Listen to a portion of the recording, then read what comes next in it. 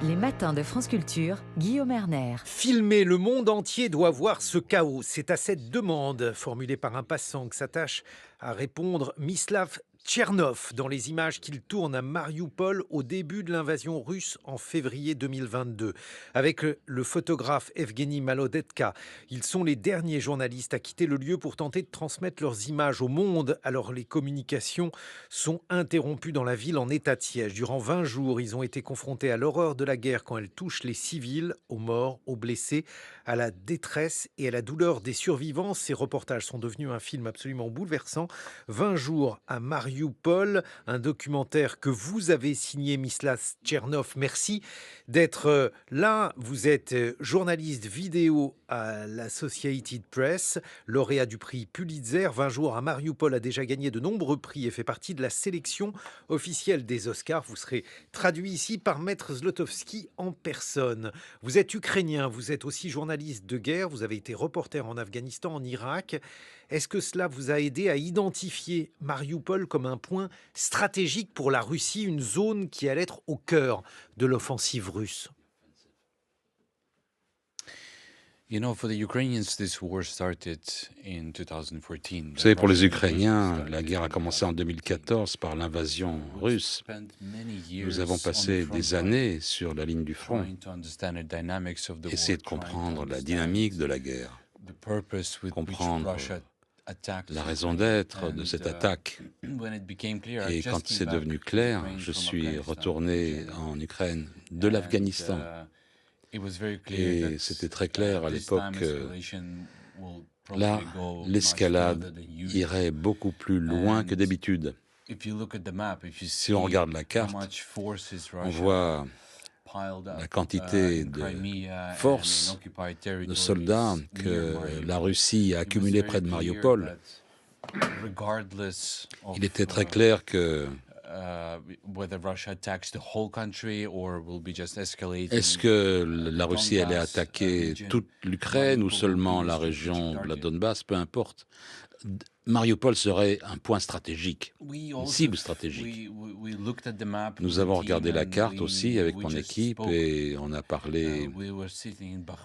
On était à Bakhmout, dans une autre ville qui venait d'être détruite et occupée. Et on s'est parlé. Et on s'est dit, est-ce qu'on est prêt à être encerclé par les forces russes? Est-ce qu'on est prêt à y aller et à travailler? Et la réponse a été oui. On s'est senti responsable, on s'est senti que c'était vraiment notre tâche, et que pour le pays, il fallait enregistrer l'histoire, mais aussi c'était notre boulot de journaliste. Donc la décision de rester à Mariupol est venue avant même qu'on y aille.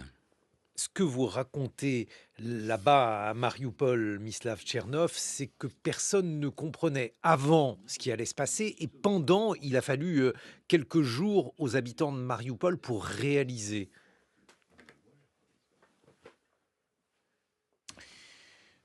Je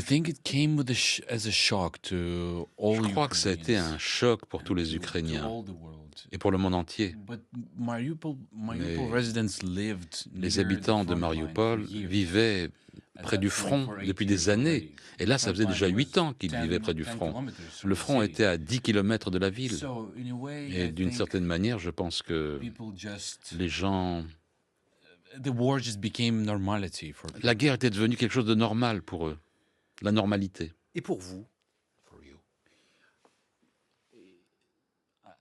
On ne peut pas s'habituer aux tragédies. Et on ne peut pas s'habituer à la guerre. On ne peut pas être préparé à la guerre. C'est quelque chose, c'est dévastateur. Mais j'ai un sens de ce que je fais, un sens du propos. Pourquoi je le fais.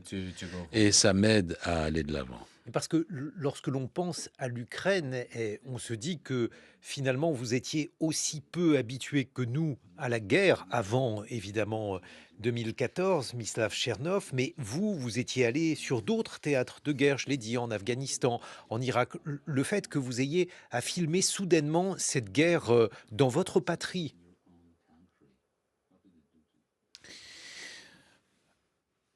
Pour moi, comme pour la plupart des journalistes de guerre qui travaillent en Ukraine, le journalisme de guerre, ça a commencé en 2014. Donc, on s'est retrouvés au milieu de la guerre, les photographes, les reporters, les journalistes, les gens qui travaillent à la radio, les écrivains. Et soudain, on a commencé à raconter des récits de guerre. Et ça nous a changés. Je suis allé plus loin. J'ai quitté l'Ukraine, je suis allé dans d'autres zones de guerre. Mais je revenais toujours en Ukraine, même lorsque le monde a décidé de regarder ailleurs et d'oublier ce qui s'y passait. Mais c'était quelque chose de très personnel, c'était une histoire très très personnelle. Et je racontais toujours les récits des communautés au sein desquelles je vivais. Le 3 mars 2022, les communications ont été coupées par les Russes et du coup, il est devenu impossible pour vous de transmettre vos images. Comment avez-vous réagi? Qu'est-ce que vous vous êtes dit, Myslav Tchernov?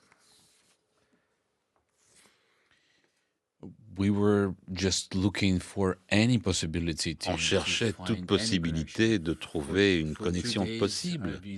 Pendant 2 jours, j'utilisais le téléphone satellitaire pour au moins envoyer des messages écrits, textes, ou des rapports vocaux pour reporter, pour faire des reportages pour des articles.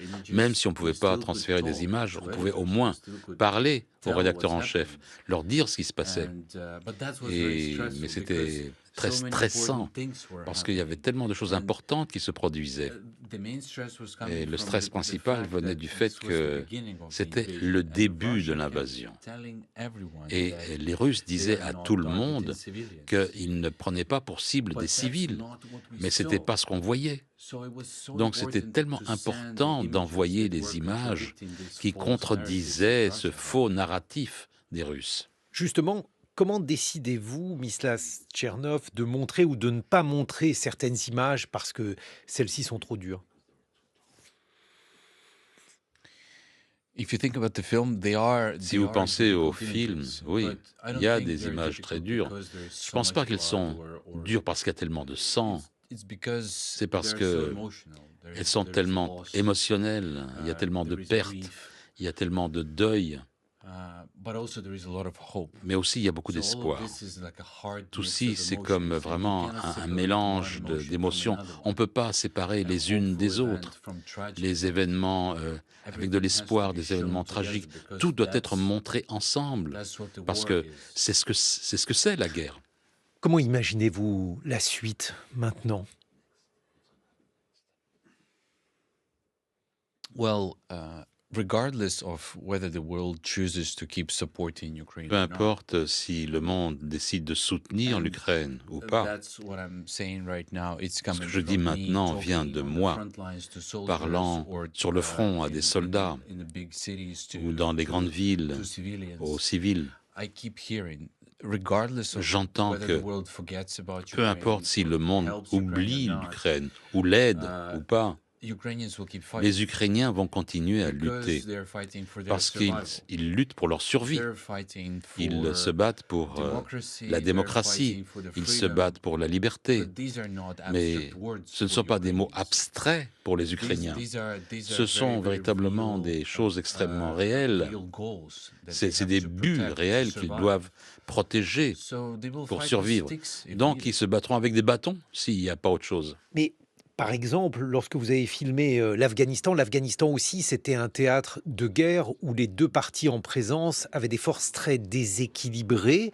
Est-ce que cela peut laisser augurer de ce qui pourrait se passer en Ukraine, Myslav Tchernov?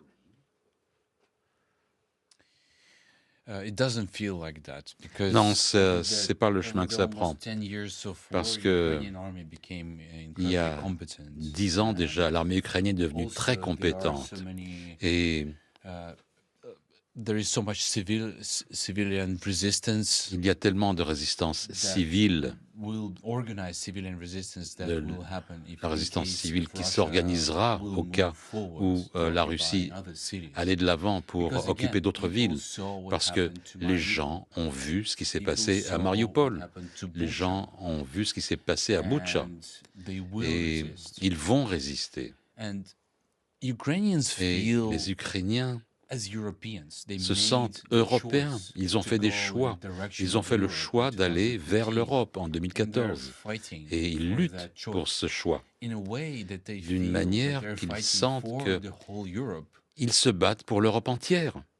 Mislav Tchernov, votre film 20 jours à Mariupol, qui est multiprimé, sélectionné pour les Oscars, sera disponible sur France TV dans la collection Le Prix de la Liberté à partir du 21 février. Merci d'avoir été avec nous ce matin.